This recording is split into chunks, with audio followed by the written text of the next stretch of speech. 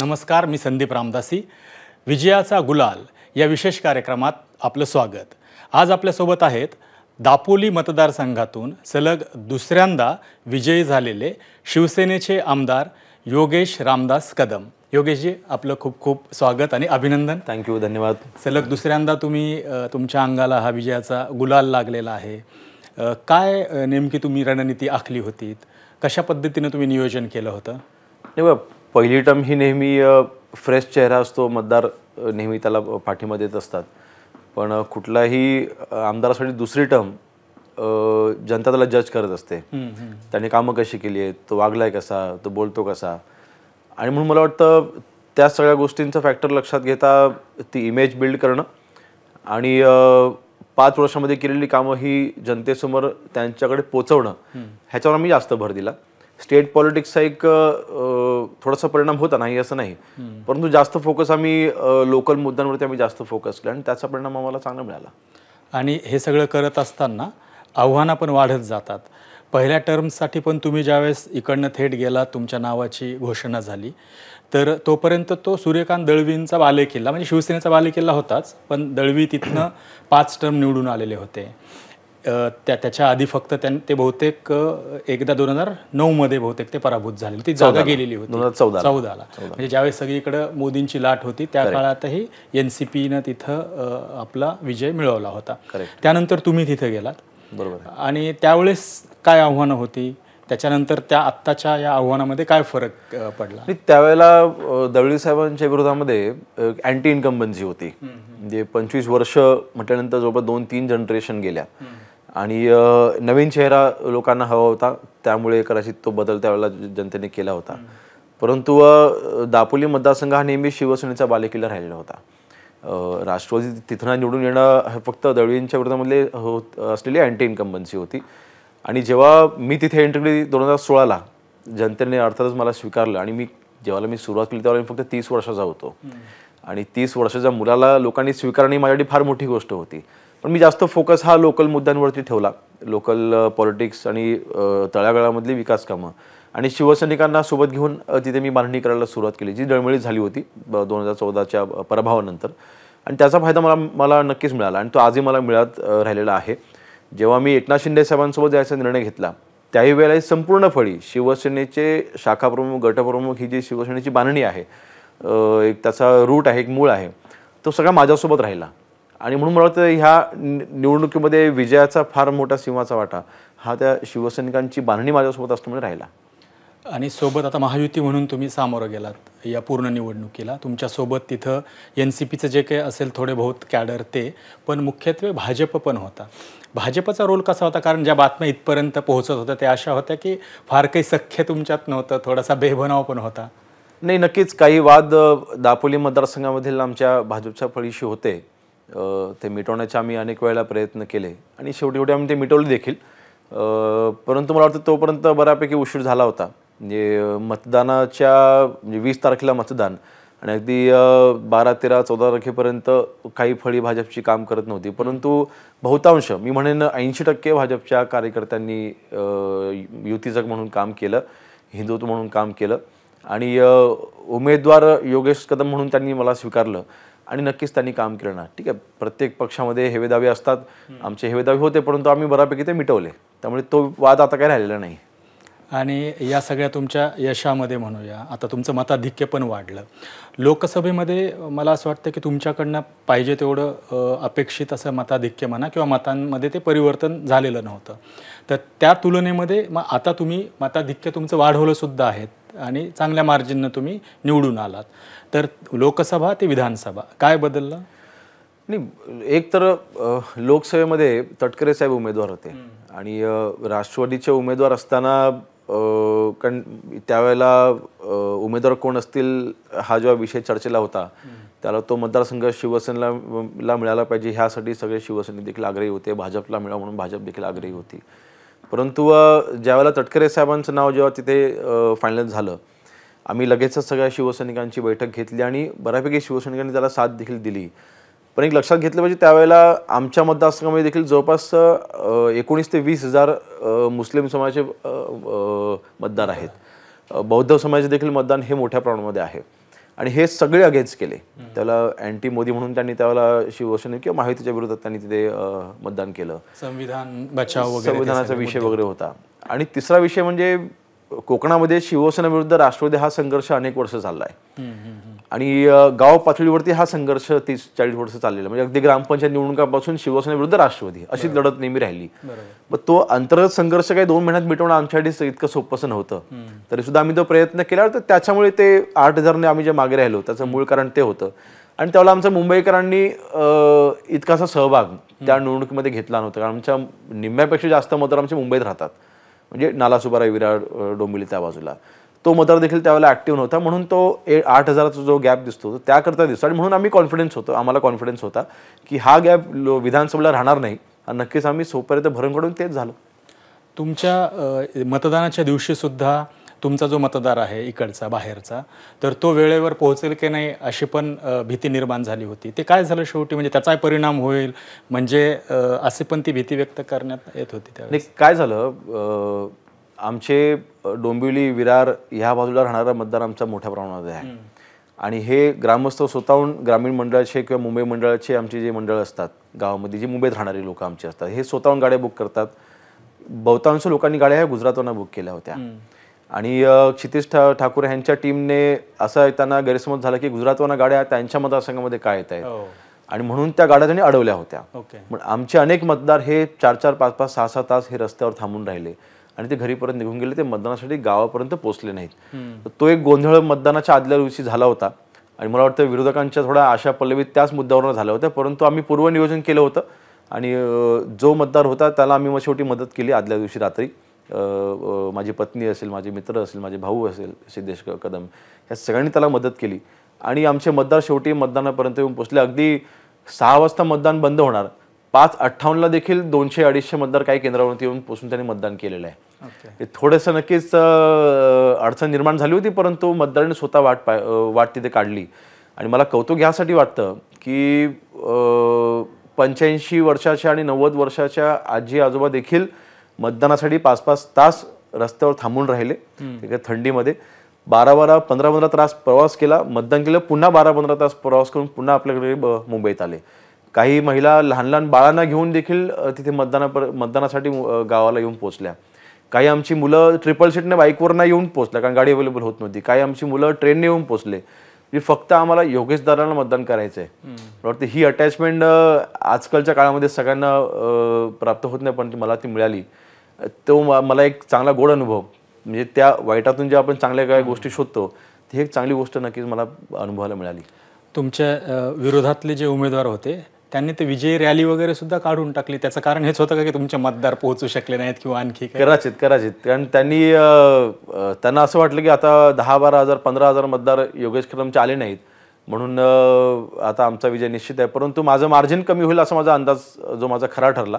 माझं मार्जिन हे कमीत कमी 35 ते 40 हजाराचं मार्जिन मी टार्गेट केलं होतं आणि तिथपर्यंत मी पोहोचलो होतो. परंतु त्याची जो काही माझे अपोजिशनचे उमेदवार आहेत त्यांना पहिल्यापासून तीच सवय आहे. 2019ला देखील त्यांनी मिरवणूक काढली होती, 2024ला त्यांनी मिरवणूक काढली, परंतु त्याच्याने काही जास्त फरक पडला नाही. आणि अगदी मी निकालाच्या आदल्या दिवशी आम्ही युवा सेनेच्या सगळ्या टीमने एकत्र आम्ही क्रिकेट पण खेळलो आणि आम्ही आम्हाला कॉन्फिडन्स होता की नक्कीच 100% आपली सीट लागते. बरं, आपण आता कोकण म्हटलं की कोकण आणि शिवसेनेचं नातं आहेच आहे. रामदास भाईंचं तिथलं काम माहिती आहे, तर लोकांना असं वाटतं की रामदास भाईंचा जो काही तो वारसा आहे, घराणेशाही म्हणून ती टीकासुद्धा होतेच, तर तोच तुम्हाला पुढं न्यायचा होता फक्त. त्यामुळे तुमच्यासाठी फार काही असे आव्हानं नव्हतेच, सोपं होतं तुम्हाला दापोलीमधनं पहिल्या टर्मला पण येणं, तिकीट मिळण्यापासून ते विजयापर्यंत. तसं खरं होतं का? तसं नाही, तसं असतं मला घरी बसून मतं मिळाली असती ना. आज गेले 8 वर्ष मी दापोली मतदारसंघात काम करतोय आणि ग्रामपंचायत निवडणुका देखील मी स्वतः इंटरेस्ट घेऊन तिथे आम्ही लढवतो. म्हणजे मी ग्रामपंचायत निवडणुका पण मी अशी कार्यकर्त्यांमध्ये सोडून देत नाही. ग्राउंड लेवलवरती काम करावं लागतं. शेवटी कसं आहे, अगोदर असं व्हायचं की जनरेशन टू जनरेशन पॉलिटिकल फॅमिलीला लोक सपोर्ट करायची, पण आता तसं राहिलं नाही. आता लोक तुम्हाला जज करतात, तुमचं कॅरेक्टर काय आहे, तुमचं काम कसं आहे, तुम्ही आमच्याशी कसे बोलता, तुम्ही आम्हाला कसे वागवता, हे लोक आम्हाला प्रत्येक क्षणाला जज करत असतात. एखादा फोन जरी उचलला नाही गेला कार्यकर्ता तरी सुद्धा तो आम्हाला जज करतो, माझा फोन उचलला गेला नाही. कॉलबॅक जरी नाही केला तरी सुद्धा कार्यकर्ता आम्हाला जज करतो. आणि म्हणून मला वाटतं रामदास भाईंचं नाव अर्थातच सोबत आहे, त्याचं आयुष्यभर राहणारच आहे, परंतु स्वतःची एक इमेज तयार करणं हे देखील एक उद्देश नक्कीच डोळ्यासमोर आहे. आणि त्या इमेज बिल्डिंगमध्ये कार्यकर्ते आपोआप सोबत जोडले गेलेले आहेत. त्यामुळे स्वतःची इंडिव्हिज्युअलिटी तयार करण्यामध्ये नक्कीच आम्ही यशस्वी होतोय.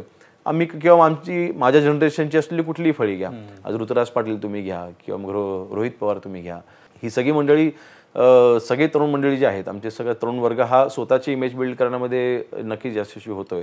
आणि आता पुढे हे असंच चालणार आहे. मला वाटतं यंग जनरेशनला स्वतःची इमेज तयार करूनच राजकारणामध्ये सक्रिय राहावं लागणार आहे.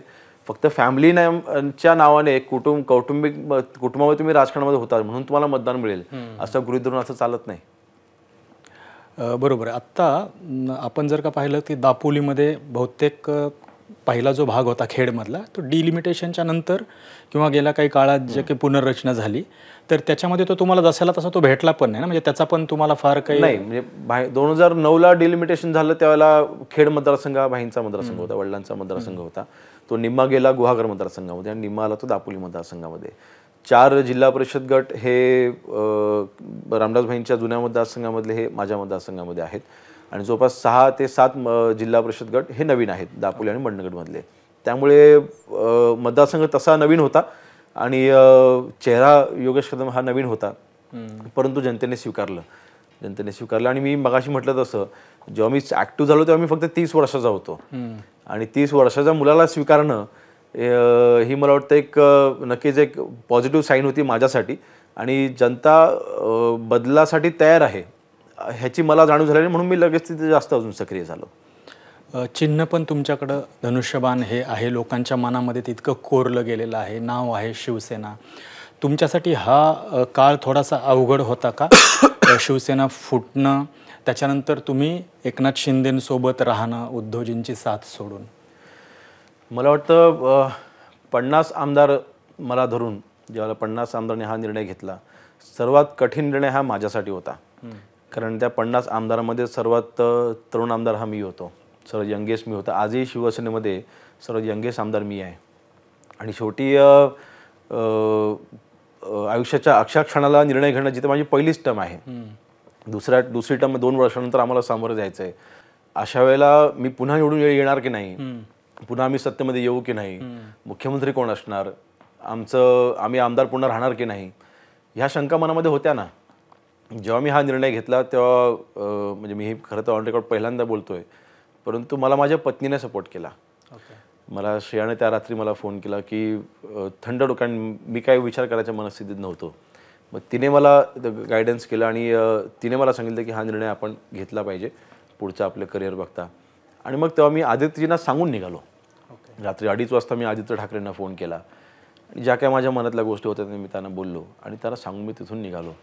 आणि 3 रात्र झोपलो नाही, 48 तास डोळ्यामध्ये अश्रू होते की हा आपण घेतलेला निर्णय, शेवटी शंका मनामध्ये त्यावेळेला होती, परंतु नक्कीच कठीण निर्णय त्यावेळेला मी घेऊ शकलो आणि त्या निर्णयामुळे आज मी इथे बसलो आहे.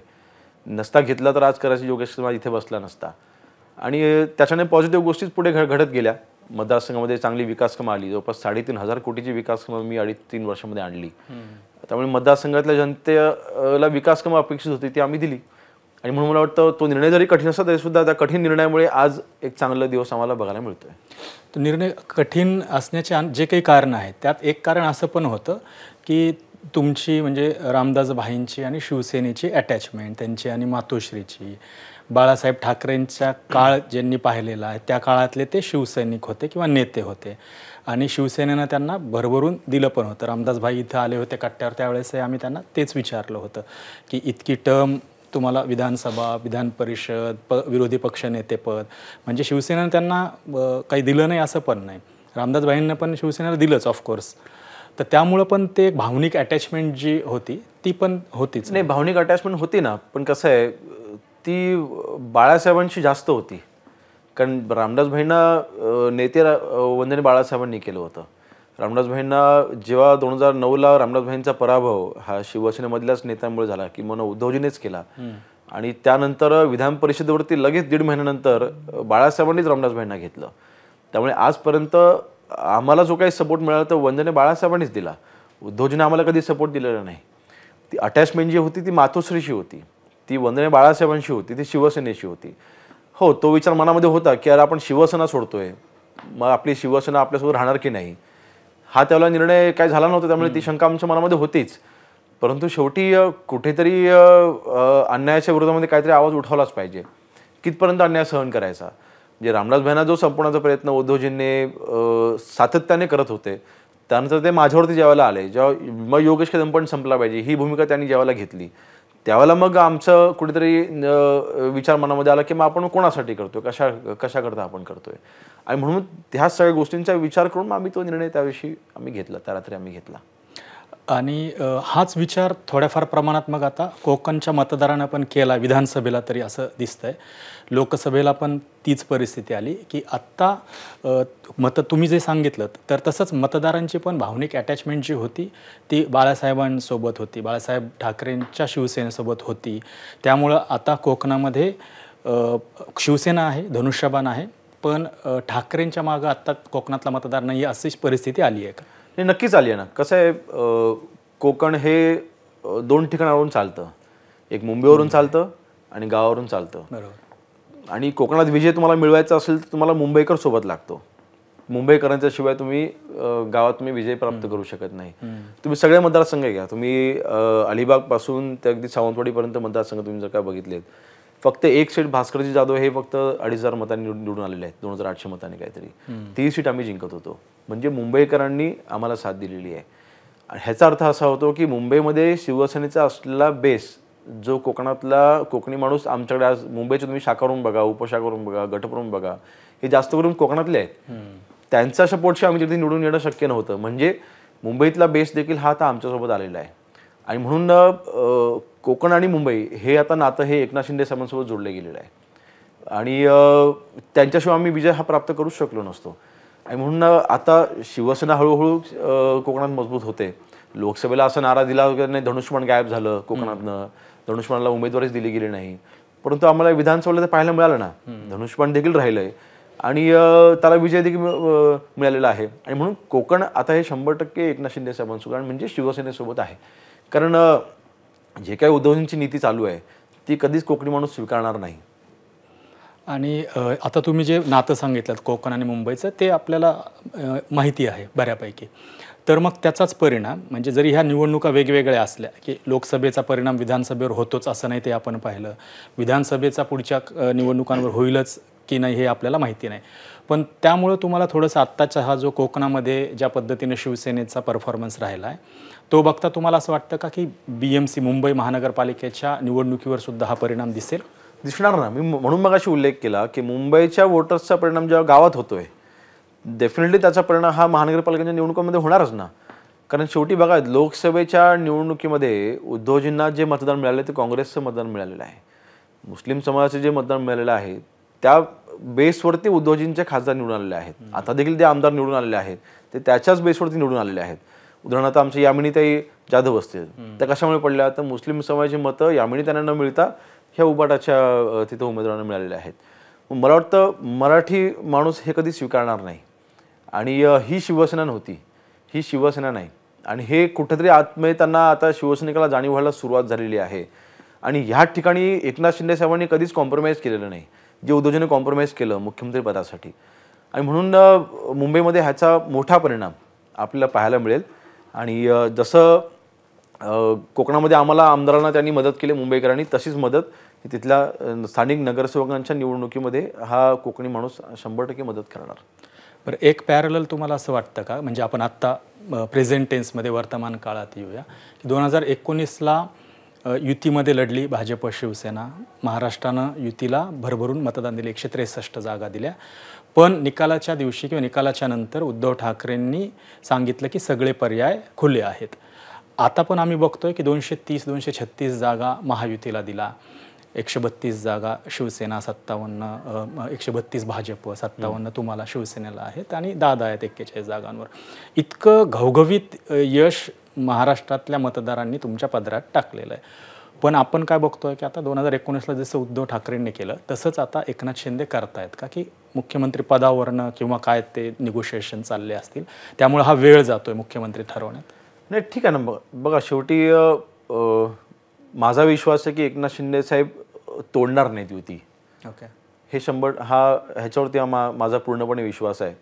कारण शेवटी बघा प्रत्येक पक्ष आपापल्या पक्षवाढीसाठी प्रयत्न करणारच आणि केलेच पाहिजेत.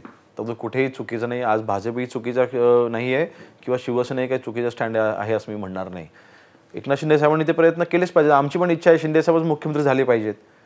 परंतु त्याकरता शिंदे साहेब युती तोडणार नाही हा आमचा 100% विश्वास आहे.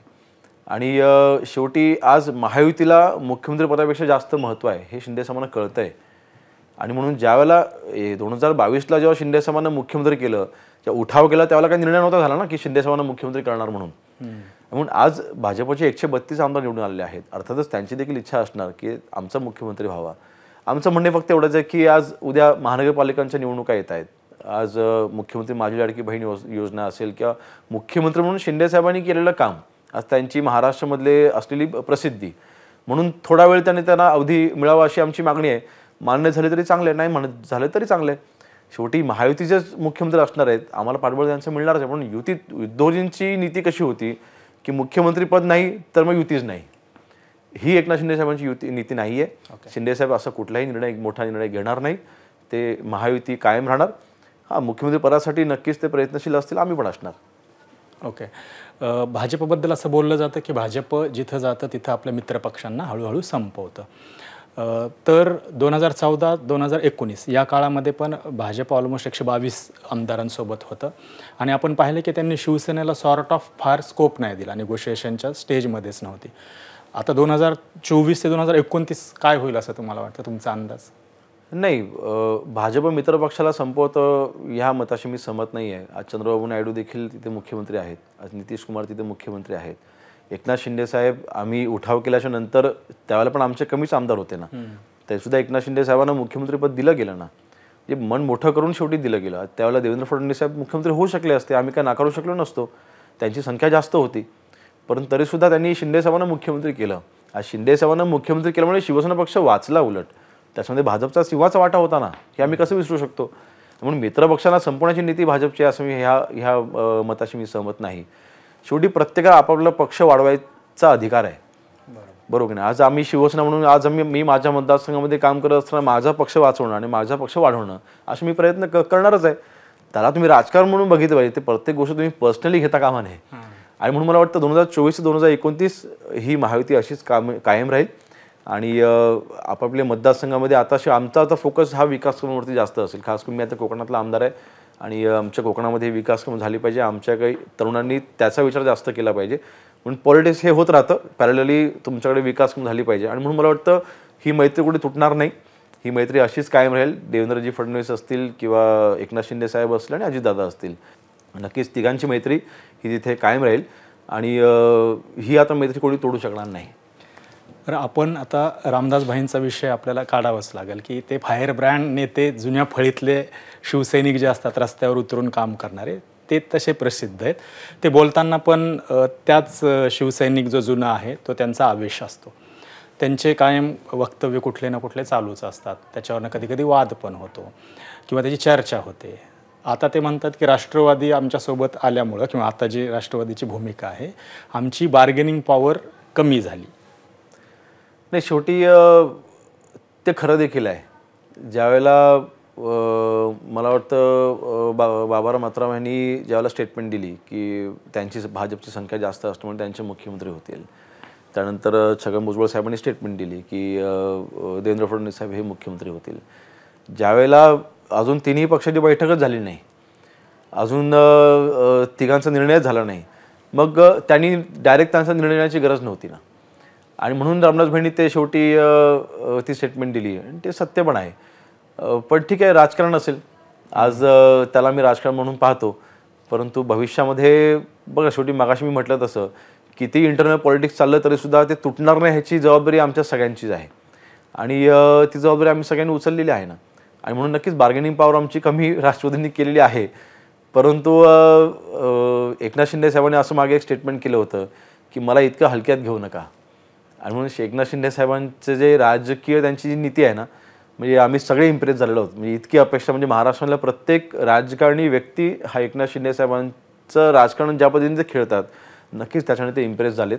आणि आज मुख्यमंत्री म्हणून त्यांची मागणी येणं किंवा एखाद्या पक्षाला वाटणं की नाही एकनाथ शिंदेसाहेब पुन्हा मुख्यमंत्री झाले तर आमची पुन्हा अडचण होईल, मला वाटतं हे कॉम्प्लिमेंट आहे एकनाथ शिंदे साहेबांना की त्यांनी केलेलं काम आणि त्यांनी उभी केलेली इमेज हे एक इतकी चांगली आहे की कदाचित दुसऱ्यांना त्याची इनसिक्युरिटी वाटणं म्हणून मला वाटतं चांगली गोष्ट आहे, त्यानंतर काय वाईट नाही.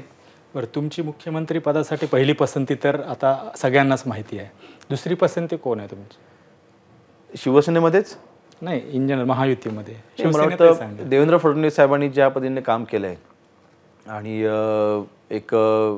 मी एक यंग आमदार म्हणून मी त्यांना देखील फॉलो करतो आणि मुख्यमंत्री म्हणून त्यांनी ज्या पद्धतीने महाराष्ट्र हाताळला होता, मला वाटतं देवेंद्र फडणवीस साहेब माझे दुसरी पसंती माझी देवेंद्र फडणवीस साहेबच असतील. आणि शिवसेनेमध्ये असा स्कोप आहे का की दुसरं ऑप्शन आहे?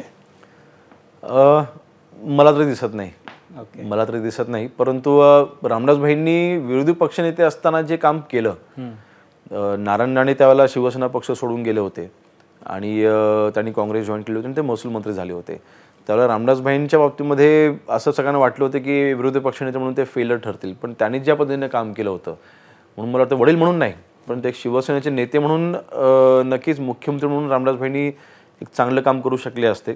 त्यांना ती संधी आजपर्यंत कधी नाही मिळाली, परंतु नक्कीच माझ्या मनामध्ये शिवसेनेमध्ये एकनाथ शिंदे साहेबांनंतर रामदास भाई एक मुख्यमंत्री म्हणून चेहरा नक्कीच आम्ही पाहतो.